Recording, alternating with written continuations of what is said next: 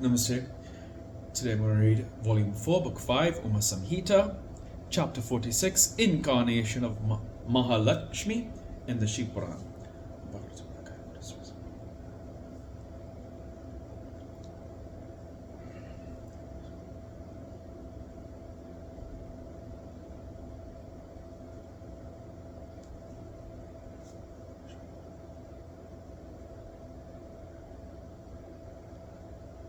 Priyam Tatsat.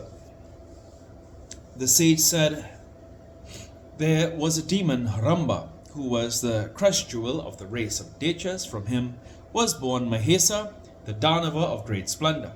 That king of Danavas defeated all the gods in battle and ruled over the kingdom of heaven, seated on the throne of Lord Indra. The defeated gods sought refuge in Brahma. With them, Brahma went to the place where Vishnu and Shiva were present. After reaching there and bowing to Shiva and Vishnu, the gods narrated all their woeful tale in the proper order. O lords, we are harassed by the wicked Mahesa. We have been ousted from heaven after our defeat in the battlefield. We are wandering in this world of mortals without peace or happiness anywhere. Oh, what pitiable plights we, Indra and others, have been led to. The sinful Asura who has offered freedom from fear to the partisans of the Dechas himself performs the ordained task of these, viz. the sun, the moon, Varuna, Kubera, Yama, Indra, Agni, wind, the Gandharvas, Vidyadharas, and the good Charanas, and others as well.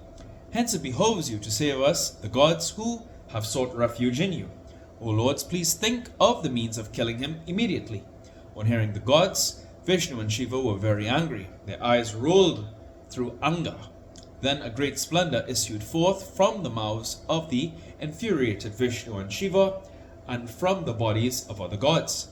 The gods who were devoted to meditation on Durga saw the mass of splendor blazing in all the 10 directions.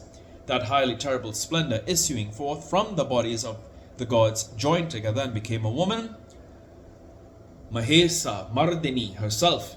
Her dazzling, brilliant face constituted the splendor of Shiva, the hairs the splendor of Yama, and the arms the splendor of Vishnu.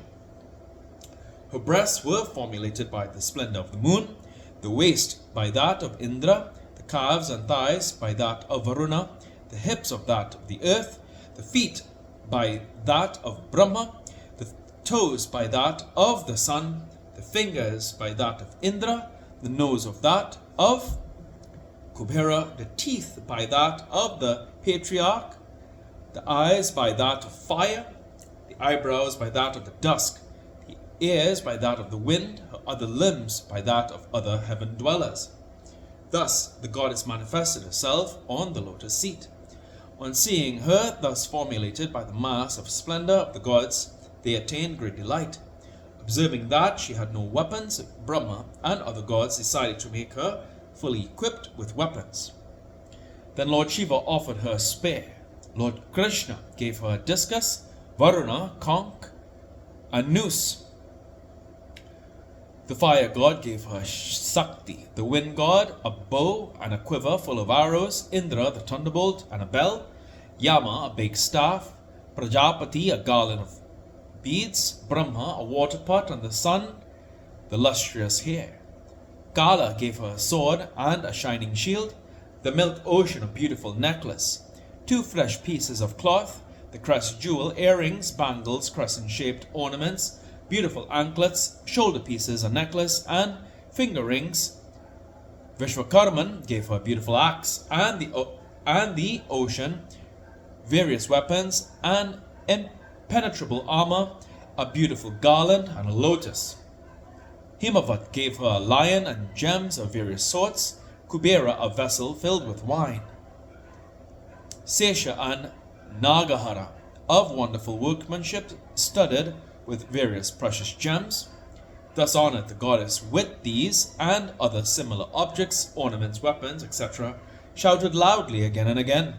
The sky was filled with her terrible noise that echoed tremendously and made the 3 worlds agitated. The four oceans shook and rolled. The earth quaked. Cries of victory were shouted by the gods harassed by Mahesa. Then the gods eulogized the great Shakti, Ambika, in the form of Mahalakshmi, with words choked with devotion. On seeing the world agitated, the enemies of the gods got up with uplifted arms and with their armies ready for war. The infuriated Mahesa rushed at the direction of the sound and saw the goddess who had pervaded 3 worlds with her beautiful lustre. In the meantime, crores of great heroes led by Mahesasura came there with weapons. Chiksura, Kamara, Uragra, Karala, Udhata, Baskala, Tamra, Ugrasya, Ugravira, Bidala, Andaka, Durdhara, Durmukha, Trinitra, Mahahanu. These and many others, heroic and efficient in battle, came there. As they, the masters of weapons and missiles, fought with the goddess in the battle, a terrible long time elapsed. Different weapons and missiles hurled by the host of enemies were rendered futile instantaneously by the power of the goddess. Then the goddess hit and struck the host of enemies, Chiksura and others, with her club, arrows, spear, Sakti, and axe. When his armies fell, the demon Mahesa struggled with the host of soldiers that issued from the breath of the goddess. He kicked some with the hooves, hit some with the horns, and others with his tail and snout. After slaying the gunners, the chief of Asuras rushed at the lion of the goddess in order to kill it. Then she became wrathful.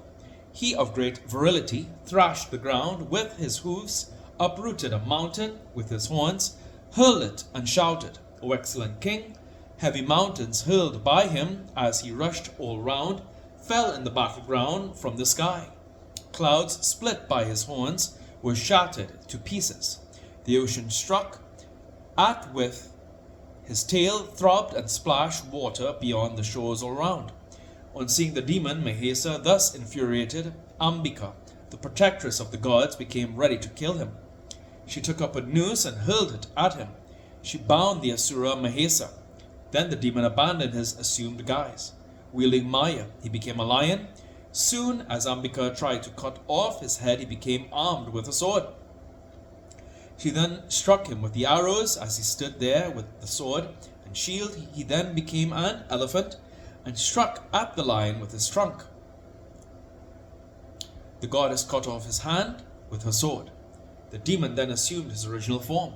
He then agitated 3 worlds, including the mobile and immobile beings. Then Chandika, of great honor and exploit, became infuriated. She drank the beverage again and again. With eyes rolling, she laughed aloud. The haughty Asura too, proud of his strength and exploit, roared. He uprooted the mountains and hurled them at her. She too reduced them to powder and struck them with arrows. With her face reddened as a result of the inebriation after drinking wine, and with her senses excited, she spoke in a tone as majestic as the rumbling of the clouds. The goddess said, "O stupid fellow, O demon of ruined intellect, why are you stubborn in vain? None of the Asuras in the 3 worlds can stand before me." The sage said, thus saying, the goddess pounced on him, stamped on his neck, and pierced him with her fierce spear. Pressed with her foot and overwhelmed by her might, the Asura seemed as good as half dead. Still he continued to fight. His head was cut off with the sword, and he fell down on the ground, crying, "Alas, alas!" loudly. His followers, afraid of the battle, fled from the scene, shouting, "Save us, save us!" The god Indra and others eulogized the goddess. The Gandharvas sang songs. The celestial damsels danced. O king, thus the origin of Mahalakshmi has been narrated to you. Now listen to the origin of Saraswati with a calm mind.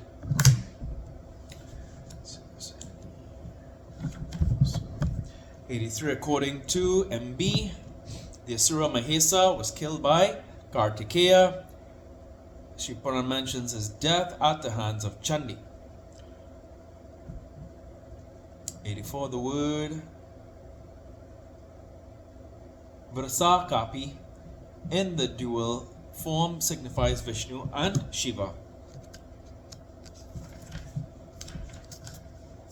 And here ends today's reading, the Shiva Puran.